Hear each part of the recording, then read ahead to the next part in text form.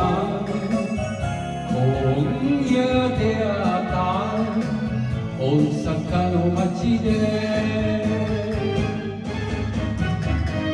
通りすがりに雪がちょっと触れて絡んで腕にほどけばなじるの心が痛いメラメラと胸で燃え上がる甘いみんなに赤い炎抱きしめて抱き寄せて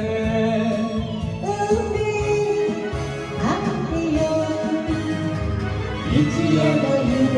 を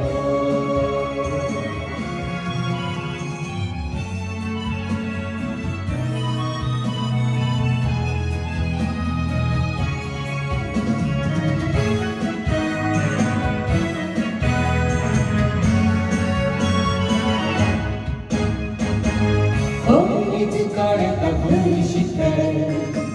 遊び慣れてるふりしてきっと二人は愛を探してたどんどん森のネオンが朝の光に溶けても